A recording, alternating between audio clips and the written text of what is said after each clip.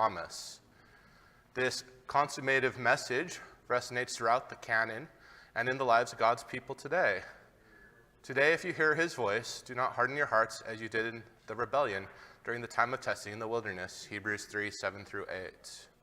So that is how we should view these last chapters of Numbers, minus chapter 31, as giving Israel the last commandments that they need before they head into the promised land.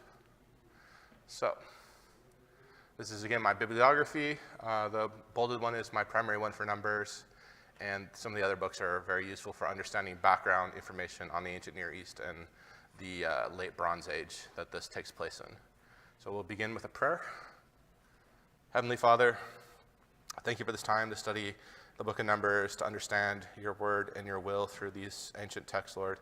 And just thank you for preserving this text for us so that we might study it to this day, Lord. In your name, amen. So here is a map. Right now, this is where Israel is. They're camped in the plains of Moab. Jericho is just across the river here, so they're making their final preparations. The entire wilderness generation is dead, minus Moses, but he's about to die. And then they'll be free to start the conquest. Oh, obviously Joshua and Caleb are alive, but they're exempt from the punishment. So the first thing we have is a census of the wilderness generation now.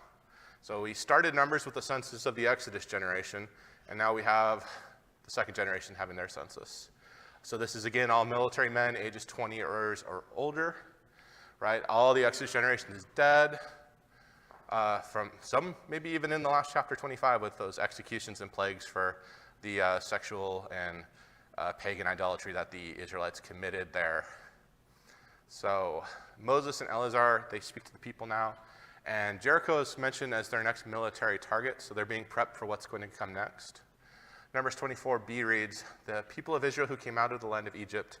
This is to remind the readers that this language orients us back to Numbers 1, which has very similar language, and that census there. The tribes are counted in the same order, except for Ephraim and Manasseh are flopped for some reason. But the rest of the order is the same. However, pay attention to how information is being sprinkled through it about various family members of the time, right? It's sort of like, hey, we have a history now. We're a people now. We have some shared things happen. Some was good, some was bad. The daughters of Zelophehad are mentioned, for instance. We're told that the sons of Korah are still alive, despite what their father did. So if you're wondering why there's a bunch of psalms written by the sons of Korah, they were not killed with their father. We have the mention of Sarah. She's very interesting. She's also mentioned in Genesis. She is Asher's daughter, the only named granddaughter of Jacob, and we know nothing about her or why she's preserved in the text. It's just this very interesting little detail, because it's very rare that women who don't have a connection are remembered in the genealogies. The Jews have lots of crazy stories about her because of this reason, but I don't know, just something to think about. For some reason, she was important enough to be remembered. She did something that's not recorded in Scripture that was important enough for her to be remembered.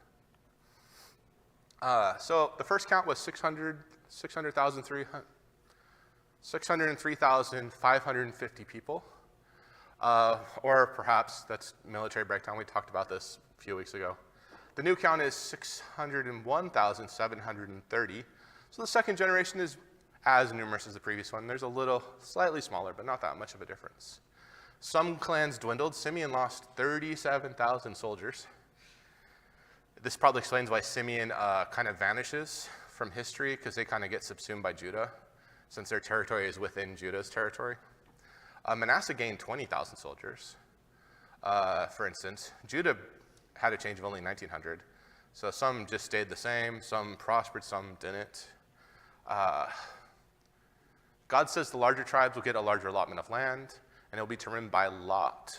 This is to make it fair, right? Proverbs 16:33 says, "Into the lap the lot is cast, but from Yahweh is its every decision." So when the Israelites do lots, God is making the decision for them, so they can't complain, right? This is right? This is fairness. That you can't say Moses is giving Judah the best land, or, Moses is benefiting Naphtali versus Asher, right? So God is making this decision. We're also given a census of the Levites, and that comes out to 23,000, and previously they were 22,300, so they've grown just a tiny bit. And then the chapter ends with a reminder only Joshua and Caleb get to enter the Exodus, yes. I'm just trying to remember from our reading, was the Levites included in 601? No, they are not included in that, because those are the military soldiers, and the Levites are never included in the count of military soldiers. We have a lot to cover, so I don't have the breakdown of every clan to show it, but it is in the text if you want to compare it. But no, the Levites are always excluded. They have a special little count after, and I had to add up the clan counts from the first time, because it broke it down by clan last time, but this time it didn't. So there we go. So again, Joshua and Caleb get to enter the promised land. Moses doesn't. The rest of the Exodus generation is dead. And then we get to the story about Zelophehad's daughters, right? And this is the start of what's called an inclusio, because this will both start this section and end this section at the end of the book of Numbers, story about these 5 daughters. So their father was Zelophehad. He was one of the Exodus generation, so he died, right? But he wasn't part of the core rebellion, right? He just died because of his own sins. But he didn't have any sons. He had 5 daughters. And so the girls are like, go to, Moses and Joshua and Eleazar and the elders and the entire community, and they bring their case, right? They say, and they're very shrewd in framing this. This isn't about themselves. They're not trying to say we're going to be left without anything. They're framing it as their father is going to lose his honor and his lineage and his land, right? They're appealing to the men they're talking to and saying, this might be your sons one day. This might be your grandsons that might have this problem, and your line might come to an end if you only have daughters at the end of it. That's what they're doing here. So, very smart of them. So, this is not an issue that can be solved by a levirate marriage, right? That's where, the brother of your husband will provide you with children. That means Zephilad has either no brothers or his wife is dead too. And probably both, since it's the Exodus generation, so they're all probably dead. So this is not a problem that can be solved with a levirate marriage. So here's something to remember. Israel is both a patrilineal culture. Family lineage goes through the male line. It's a patrimonial culture. That means land claims pass down through the male line. And it's a patrilocal culture, meaning women become part of their husband's family and live on his land. So these are the 3 things that are going against this problem, right? All 3 of these says women can't inherit land. They're not part of their, they don't add to, their family isn't counted in the lineage. They become part of their husband's family, right? And they leave their family. They basically join his tribe if he's from a different tribe. So what does that mean for their father's lineage, his honor, and his land? So Moses goes to God. We have a problem here, God. What do you want us to do? And God's like, the daughters can inherit the land, right? Very simple. Solves the problem. Well, it really doesn't, because there's another problem, but we'll come to that at the end of Numbers. But that's what God says. They can inherit their father's land. And so we have an exception to the rule in a very specific situation. And then chapter 27 then goes off to Moses is told by God he's about to die. Just like his brother Aaron was a few chapters ago, Moses' time has arrived. God reminds him of his sin at the waters of Meribah Kadesh.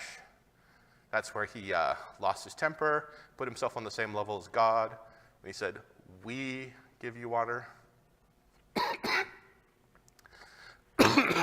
Sorry, I'm still getting over this cold. So Moses asked the Lord to appoint his successor. Moses is concerned about his people. And the Lord chooses Joshua, a man in whom is the Spirit, the text says. So Moses is charged to put his hand on him, and he's going to invest him with authority. The Israel word there is hod.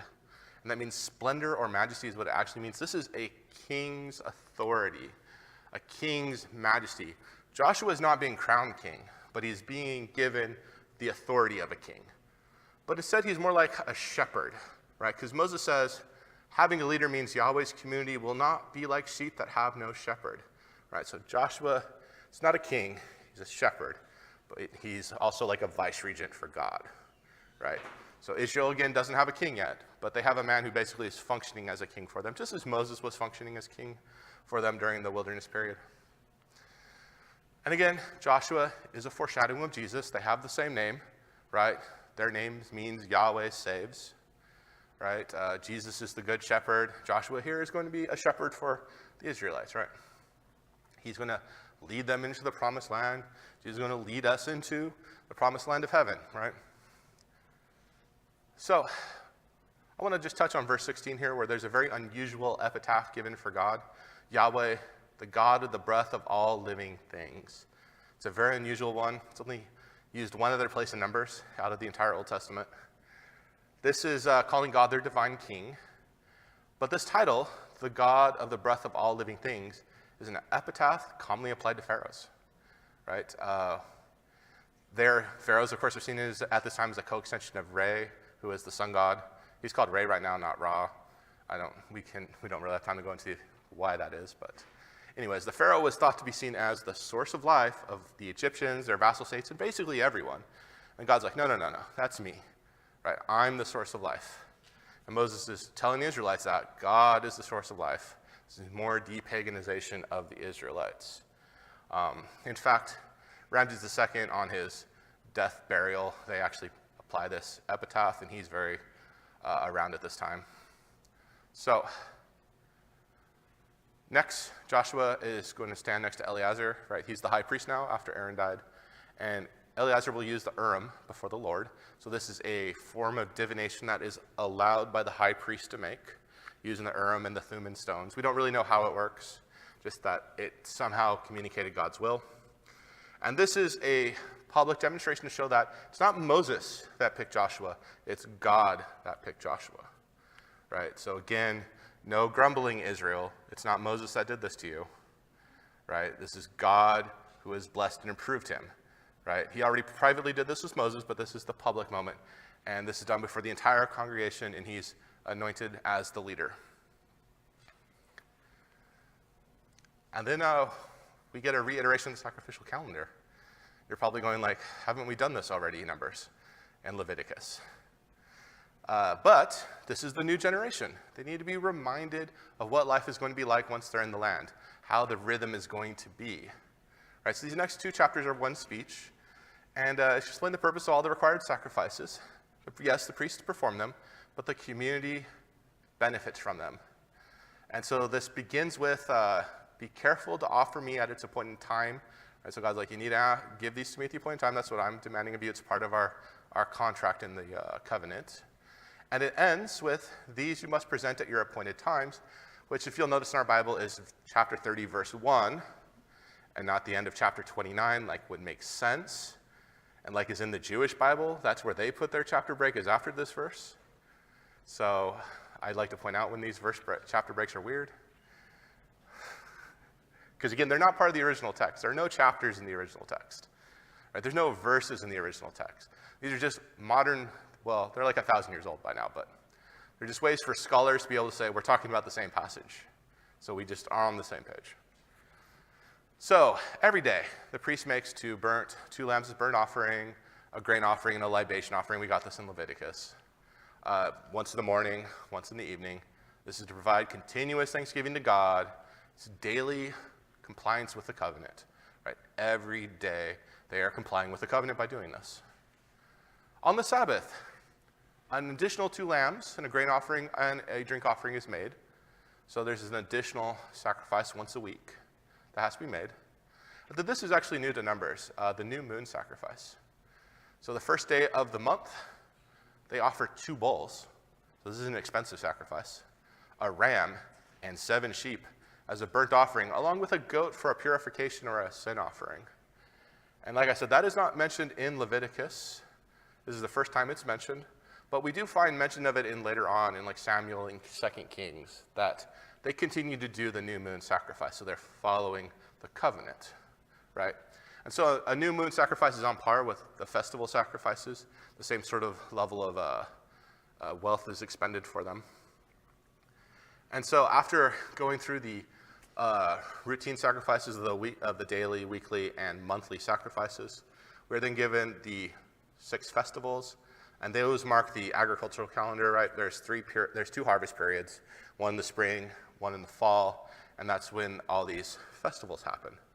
You know, we have in the spring, we have Passover, we have unleavened bread, and we have Pentecost, or weeks. And in the fall, we have trumpets and booths and atonement, right? So this is the rhythm of life to remind the people of the covenant, and they are to be steeped in it. That's why before they go into the conquest, they're being reminded about what their life is going to be like once they're settled in there, that these are going to be the hallmarks of their year, right? And then we get vows and oaths. We've covered vows and oaths already. But again, the new generation needs to be reminded about the importance of them. Since vows require making sacrifices often, Moses talked about sacrifices first. You make a vow to magnify your devotion in performing a task, like David transporting the ark back to Jerusalem in Psalm 133, verses 2 through 5 talks about this. Or bargaining with God to obtain a goal, like Jephthah's vow in Judges. That was a vow. He's like, God, you do this, and I'll do that. Right? Oaths are more promissory, while vows have condition to their completion. So an oath like, I will just be faithful for my life, that's like an oath. Since you're invoking God's name with both, there are penalties if you break it, because that's a violation of the 3rd commandment. You are sullying the name of God by breaking an oath you swore in his name. This is why we get to Jesus' time, everyone's like, I swear by the temple, I swear by the earth, I swear by anything but God's name, so that when they break it, they think I'm not violating the 3rd commandment. And Jesus, of course, is like, everything belongs to God, so yes, you are. So, but we do have this part about what happens if a woman makes a vow. Well, as we covered, this is a very patriarchal society. A woman is either in her father's household, she's a young unmarried woman, she's in her husband's household. And her father or husband gets to say yes or no on her oath or vow. So she makes a vow, and then the husband says no fault for the woman then, because she's not able to fulfill it. Same if her father says no. However, if the husband says yes, and then later tries to stop it, he is the one in trouble, right? Not the woman, because he accepted it. He's, in fact, taking responsibility for it. The only women that are allowed to make oaths on their own were widows, divorced women, and elderly women, who are probably also widows, but they had achieved a status in society by living to such an age that they have a prominence. And they appear to have full agency in Israelite society by that point.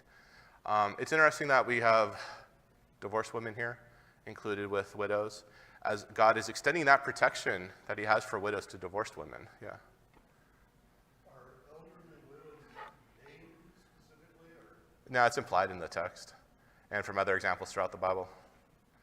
This is more drawing on like what we know of the culture and other texts in the Bible, and not necessarily here in Numbers. But there is evidence that elderly women did have agency.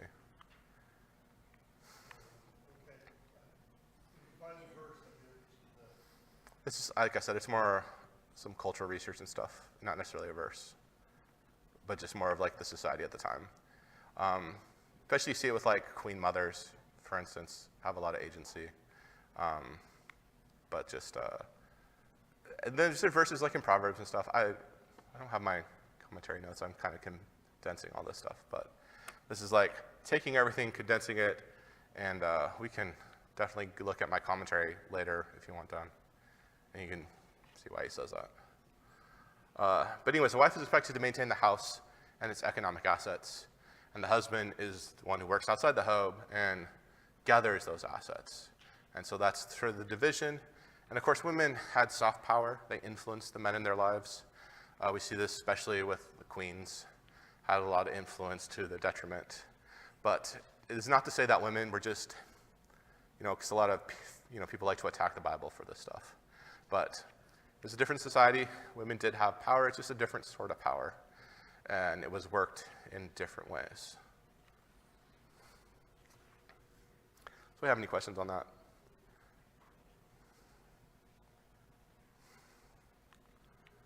All right. So this is Numbers 31.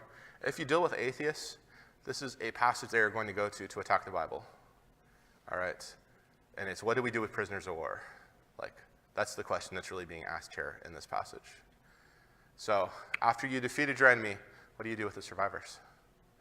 In the ancient Near East, you kind of had three options. You spared them and hoped they didn't grow powerful and attack you in the future. Right? That those young boys that survived didn't grow up to be angry young men coming back for vengeance. You enslaved them so that you take their economic power and you use it for yourself, or you kill them, right? These are not good solutions, right? This is not our time. We can't put presentism onto the past and judge the events of the late Bronze Age by how we modern people would handle prisoners of war and these sort of situations. There is no robust nation states. There's no, UN, right? There's no Hague World Court that will call you a war criminal. There's no economic sanctions that are going to be put on to a nation that violates the rules of war. None of this existed. There's not even the civilian soldier distinction, really. Yes, the soldiers fought, but the civilians weren't thought of to be any sort of different category. They're part of your enemy, whether they're wielding a sword or not. So if you kill all the adults, what happens to the children, right? If you spare the boys, will they grow up to hate you? So back in chapter 25, God commanded vengeance against the Midianites, who are kind of standing in for the Moabite-Midianite alliance that we saw there with the whole Balaam cycle, then the women leading men into sexual sin, then the young man who brought back the cultic priestess, and Eleazar killed him, or not Eleazar, Phinehas. And here we give in a more detailed account of that process. I'm not sure why the Bible necessarily decided to stick it in here instead of back where it was ordered. Yes, Dan? Seems to me that the writer here of Numbers would understand that an exception was made for those men who wanted to become Jews.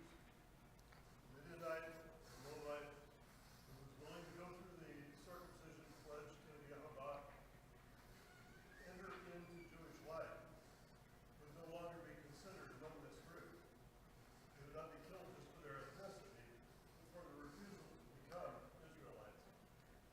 There's nothing in the text about that for this particular incident. Not to say that that wouldn't be the case, that you could convert and be a proselyte. That is allowed, of course. That's not here in play in this text, right? So God commands Israel's warriors to attack, meaning to punish them, right? That's what he's ordered them here. My notes are, I should have worded this better. God doesn't actually tell them to kill all the men. It's more implied he wants them to kill all the men. And that's certainly what the Israelites do. But he doesn't tell them to kill the young men and the women, or the boys and the women, as Moses will later order.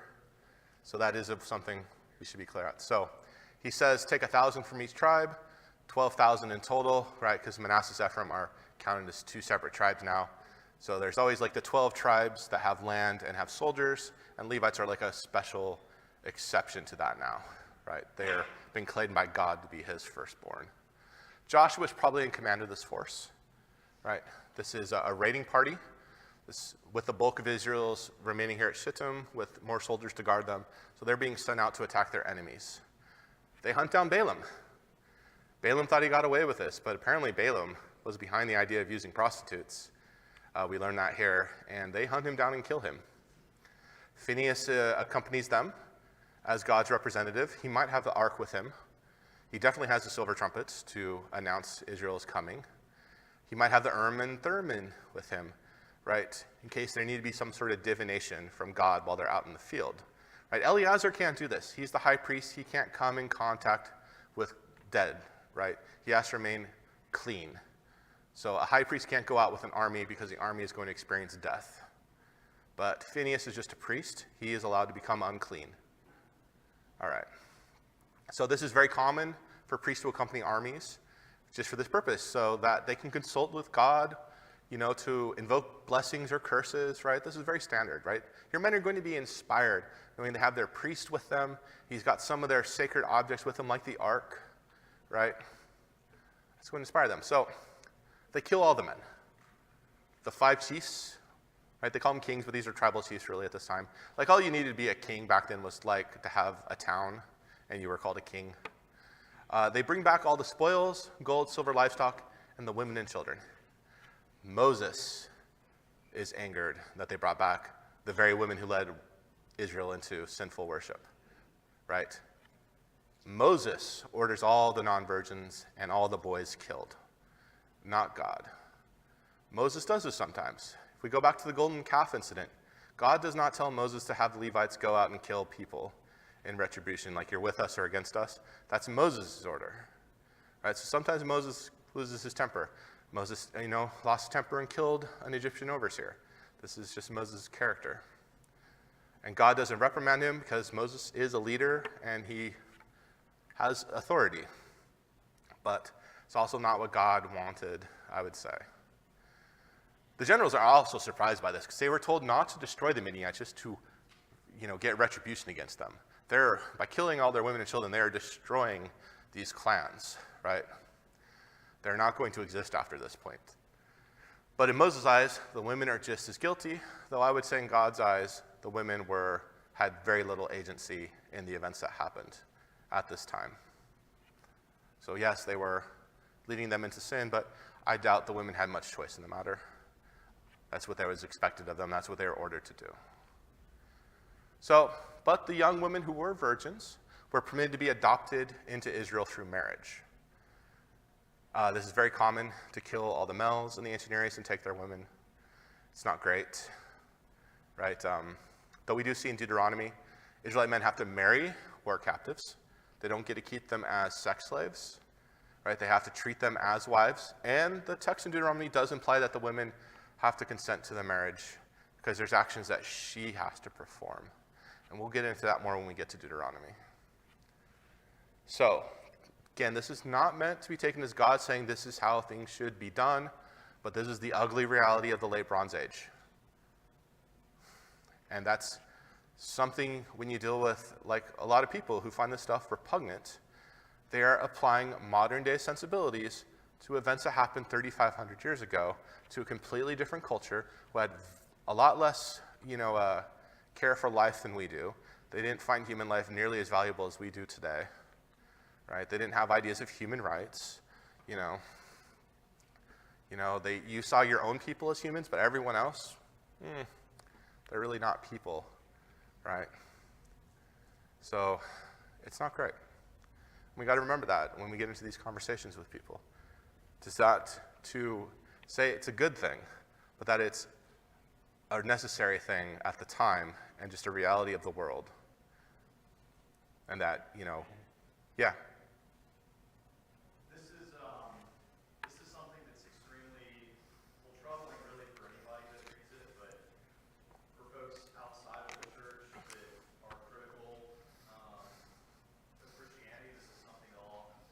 Especially like that classic, well, if you say that, your God is all good, all loving, well, how does he, how do you reconcile this passage and commanding them to kill the women and children? So it's really difficult to wrestle with. But when you kind of peel it back, there is a logical and reasonable sense of how this is just for God to command this.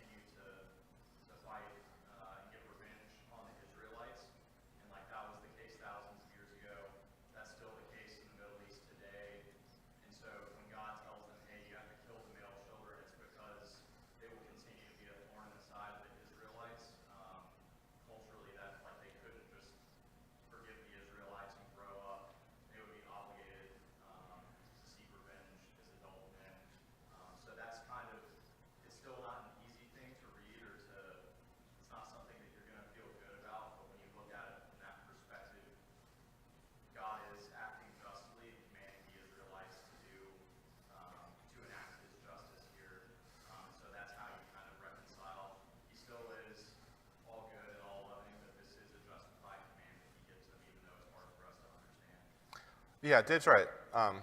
This is a justified command.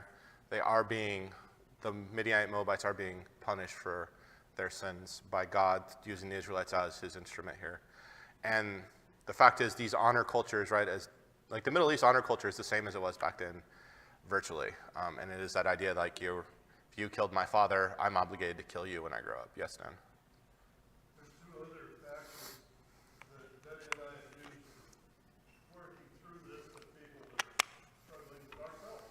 Struggling with this. Betty observes that the venereal diseases of the cultures around there would have gotten all through Israel if the non-virgins were allowed in. That's fair. So this is actually protecting future generations medically. The other thing that is really important to me is when these, if there's some of these that are innocent, and it sounds like there's a bunch of them that are, and they're dying, where do they go? That's true. Yeah. Go to an afterlife with a God who is perfectly capable of making it all good. That's right. Yeah, All time and all power that's true. on this side. It's a poor argument to use on atheists, but yeah. They just don't believe that. No. Okay, there's no such thing as ethics for an atheist. But there is an afterlife for us. Yeah. Where God can, and when we see them there, and I say when, not if, when we see those children there, they will say, oh yeah, it was bad, but it's been great. Yeah, that's the other thing to remember at the long term, that this is just a fleeting life. There is an afterlife. There will be justice for the innocents. I mean, that's kind of where you get that Inquisition saying from the Middle Ages, just kill them all and let God sort them out. It's a really bleak thing to say, and I would not advise being the person doing that. That seems bad for you, but there is a truth in that those who are innocent will have, their reward in the next life, and those who are guilty will have their punishment in the next life. That is true. So that's another dimension. But again, don't ever use that one on atheists, because that will not work on them. That will just make them more angry at you. But trying to make them understand the cultural time and how it is just worse than us, and that we're seeing an evolution of culture influenced greatly by Christianity, I might add. You should read Tom Holland's book, what is it called? Dominion? And he's an atheist historian that wrote a book about how Christianity broke us out of this level of violence that the Greco-Roman world had, that the ancient Near East had, and that whether you like it or not, it was Christianity that brought us to this age where we would find this stuff horrifying. Because you know what? Back then, you would not have found this horrifying at all, right? You would not have thought this is barbaric. You would have thought this is just how things were done. And it was a good thing that you're killing your enemies, right? And God is working to change a broken and sinful people. So yeah, that's another thing, just to keep that perspective in mind when you read this stuff. That God's not condoning it. God is just working in a broken world and with what he has. So after this, Eleazar gives instructions for how to purify their spoils, right? They have to cleanse the stuff that can be cleansed. The men have to do the 7-day I came in contact with a corpse period, right? Just as described earlier in Numbers. In fact, Moses says this, and then everyone's confused, and Eleazar's like, yeah, remember this law we gave you? And Eleazar kind of explains it better than Moses does, apparently, if you read the text. But the soldiers are held quarantined outside of camp. That's not actually required. You can be quarantined inside a camp if you come into contact with the dead. But their quarantine outside of the camp, it's probably just for logistics. It's so much easier to make sure the entire army gets cleansed if they're all in one spot. They're all able to do it together. And then you don't have to worry about tracking down 12,000 people and going like, did you do it? Did you do it? Right, so I think that's just probably logistics and not like they're being punished or something like that. Yahweh, God, he distributes the loot. This is important. He is Israel's king, and kings back then distributed the loot. You brought all the loot to the king, and then he divvied it up amongst his soldiers. This is how you were paid as a soldier back then. They didn't have wages, right? The Romans started doing wages, but the Romans also let them have spoils. But at this time, it was just all spoils. That's why you were a soldier. Even in World War II, we at least tolerated looting by our soldiers. No longer. I'm sure those who have served in Afghanistan and Iraq can tell you that you're not allowed to loot. And people have gone to Leavenworth for just taking like guns back with them. So, but yeah, don't get caught. That's right. I'm sure people did, but like you get caught, you're in trouble. But World War II they turned a blind eye to it. Here though, soldiers split half the loot with the civilians. So God divvied up the loot. Half goes to the soldiers, those 12,000 guys. The other half went to all the other Israelites. So the soldiers are still getting a much larger share individually. And then 1/500th of the soldier share went to Eleazar for the tabernacle. And 1/50th of the civilian share went to the Levites to support them. So God claimed 0.2% of the soldiers' loot and 2% of the civilians' loot. A prudent king in the ancient Near East shared spoils generously with his soldiers to keep their goodwill. You didn't share generously with your soldiers, you might not be king for much longer. This, however, is quite the modest share from God. God is being very generous here, right? Like a king claiming a larger portion would not have been seen as unusual. We actually see David does this exact practice of splitting the loot between soldiers and civilians in 1 Samuel 30, 24 through 25. So David is following this example. You're right. So the people get enriched by the war that they're supporting, right? Because their young men have to go off. Some of them might not come back, right? But they're not planting, they're not harvesting. That is an economic drain on a community to send your young men off to war. And that's why the civilians get some share of the loot too.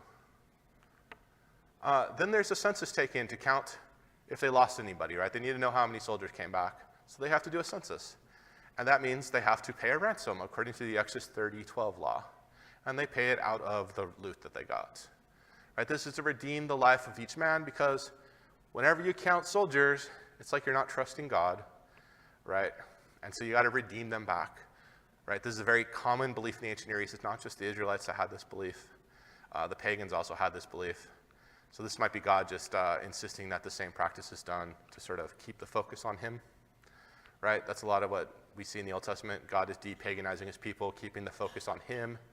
And we see this in how other things are happening here. Like they destroy sacred objects. They melt some stuff, right?